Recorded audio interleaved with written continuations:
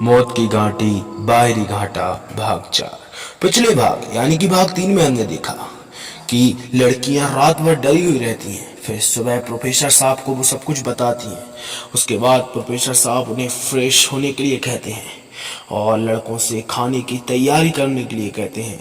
तभी वहाँ पर खाना बनाने वाले और कलेक्टर साहब के पीए आ जाते हैं। नमस्ते प्रोफेसर साहब। प्रोफेसर साहब की ओर बढ़ते हुए गुप्ता जी बोले, गुप्ता जी यहाँ के मतलब कलेक्टर साहब के पीए हैं। अरे गुप्ता जी आप, नमस्ते, आइए बैठिए। प्रोफेसर साहब ने चेयर की तरफ इशारा करते हुए कहा। गुप्ता जी ने बैठते हुए उन्हें रसोइये से मिलवाया। लीजिए प्रोफेसर साहब, इनसे मिलिए, ये है आपका रसोइया। इसका नाम मोहन है, ये सबका साथी जगदीश। ये लोग आज से 5 दिन तक रोज इसी टाइम आ जाया करेंगे और शाम को 5 साढ़े 5 बजे तक रात का खाना जल्दी बनाकर चले जाएंगे। अरे लेकिन हमें तो फुल टाइम के लिए बावर्ची चाहिए था। बच्चे सब पूरा दिन रिसर्च में बिजी होंगे, रात होते होते तो बहुत थक जाएंगे। ऐसे में चाय पानी के इंतजाम के लिए किसी न किसी को होना तो बहुत जरूरी है। चाहे तो और पैसे ले लो भाई। मोहन की तरफ देखते हुए प्रोफेसर साहब बोले। अरे नहीं नहीं साहब, माफ कीजिए, पर ये मैं नहीं कर पाऊंगा। दिन तो जैसे तैसे बीत जाएगा, पर रात को हम लोग यहाँ पर नहीं रुकेंगे साहब, विचलित होते हुए मोहन बोला। अरे पर क्यों? प्रोफेसर साहब ने बोला। उसका ऐसा बिहेवियर देखकर आश्चर्यचकित होते हुए प्रोफेसर साहब ने पूछ लिया। तब गुप्ता जी ने उन्हें समझाते हुए कहा, प्रोफेसर साहब कोई फायदा नहीं है, आप चाहे कितने भी ज्यादा पैसे का लालच दे दीजिए, पर आपको इस पूरे शहर में ऐसा कोई हलवाई नहीं मिलेगा जो रात में यहाँ आप लोगों के साथ रुके। रात को तो छोड़िए, कोई दिन में भी यहाँ नहीं आना चाहता। बड़ी मुश्किल से इन दोनों को तैयार करके लाया हूँ। लेकिन गुप्ता जी, आखिर ऐसा क्या है यहाँ जो, और इससे पहले कि इसकी बजाय आगे प्रोफेसर साहब कुछ बोलते, गुप्ता जी ने उन्हें अपने हाथ से रोकने का इशारा करते हुए मोहन और जगदीश से जाकर अपने काम में लग जाने की बात कही। उन दोनों के जाने के बाद गुप्ता जी बोले, हाँ तो प्रोफेसर साहब क्या कह रहे थे आप? मैं कुछ नहीं कह रहा था गुप्ता जी, बस आपसे ये जानना चाहता हूँ कि आखिर ऐसा है क्या यहाँ? लोग इतना डरते क्यों हैं इस जगह से? प्रोफेसर साहब बोले। उनकी बात सुनकर गुप्ता जी ने थोड़ा उन्हें मुस्कुराता हुआ देखकर प्रोफेसर साहब चकित होते हुए बोले, कमाल है गुप्ता जी, इतनी सीरियस बात पर भी आप मुस्कुरा रहे हैं। आई एम सॉरी, बट मैंने कोई जोक तो नहीं सुनाया है। थोड़ा नाराज होते हुए प्रोफेसर साहब बोले। अरे क्षमा कीजिए प्रोफेसर साहब, मेरा मकसद आपकी बात का मजाक बनाने का नहीं था। मैं तो बस ये सुनकर मुस्कुरा दिया था कि आप दूसरे लोगों की बात कर रहे हैं। इस वक्त आपके दिलो दिमाग पर जो अनकही अनदेखे भय की लकीरें उभर रही हैं, उनसे तो बस यही पता चलता है कि खुद आप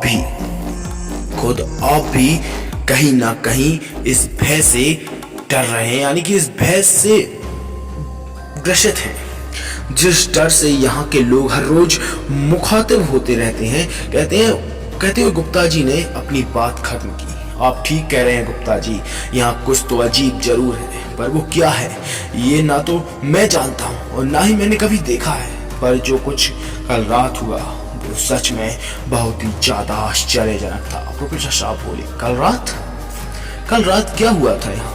प्रोफेसर साहब गुप्ता जी ने पूछा। तब प्रोफेसर साहब ने उन्हें रात का सारा घटनाक्रम और सुबह लड़कियों के मुंह से सुना वाकया कह सुनाया। ये सब बातें सुनकर गुप्ता जी सकते में आ गए। राम राम राम, भगवान भगवान।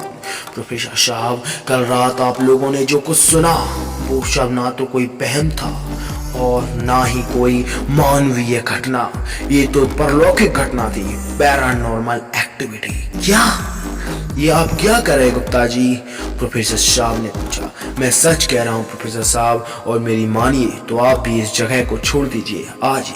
जान रही तो ऐसे कई रिसर्च और कर लेंगे आप सब, पर अब ये जगह छोड़ देने में ही आपकी भलाई है। आप लोगों की, गुप्ता जी ने प्रोफेसर साहब को आगाह करते हुए कहा।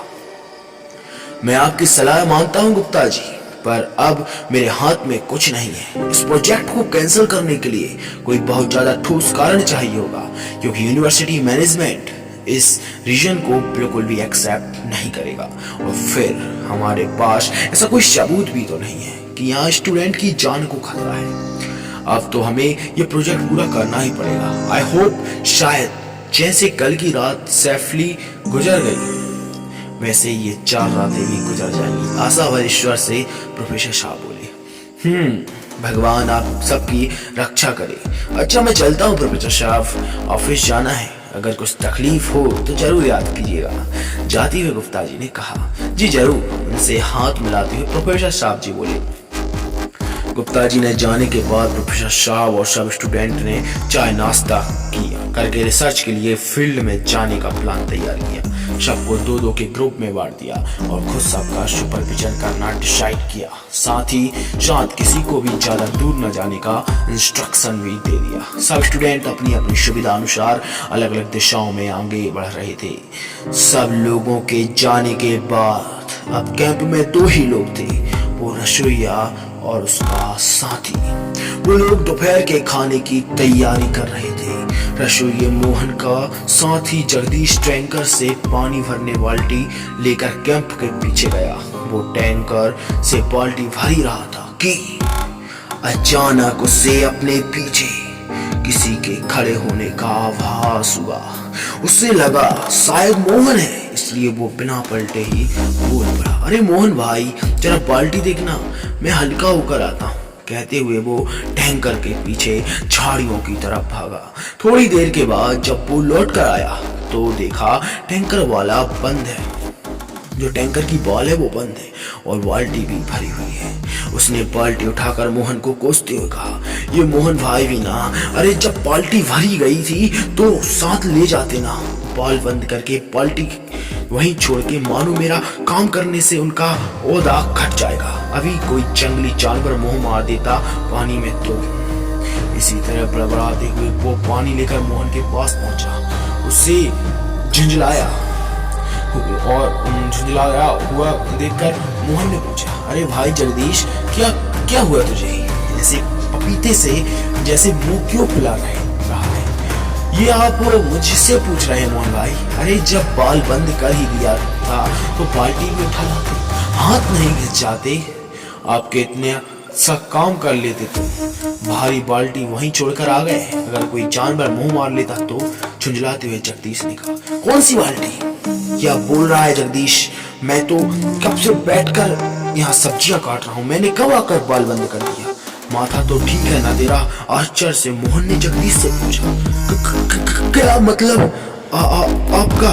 मोहन भाई मतलब आप ये कह रहे हैं कि आप टैंकर की तरफ आ ही नहीं? चकित होती हुई जगदीश ने कहा, अरे हाँ भाई नहीं आया मैं। अपनी बात पर जोर देते हुए मोहन बोला, देखो मोहन भाई अगर आप मजाक कर रहे हो तो बता दो यार, ये बाहरी घाटा है, प्लीज यहाँ पर ऐसे मजाक मत करो। जगदीश ने फिर मोहन से कहा, ये क्या बोल रहे हो जगदीश?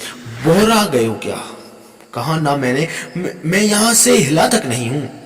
अरे इतना काम पड़ा है सामने और मैं वहां आकर तुम्हारा काम क्यों करूंगा भाई? मोहन ने सफाई दी, इसका मतलब आप वहां नहीं आए और टैंकर का बाल भी आपने बंद नहीं किया? अरे हाँ भाई मैंने नहीं किया, मोहन ने फिर कहा। तो फिर मेरे पीछे कौन था? अरे वो वाल वो किसने बंद किया? हे भगवान, हे बजरंगबली, और तो कोई है ही नहीं यहाँ हमारे शिवा। फिर रक्षा करना दाता, रक्षा करना। आंख बंद करके हाथ जोड़कर जगदीश जी ने बालाजी महाराज से प्रार्थना की। अब आगे क्या होगा? आखिर यहाँ कौन आया था? क्या ये वही साया है जो वायरी घाटा में है? आखिर आगे क्या होने वाला है? और यदि आप जानना चाहते हैं तो पार्ट 5 जल्दी आएगा। कमेंट में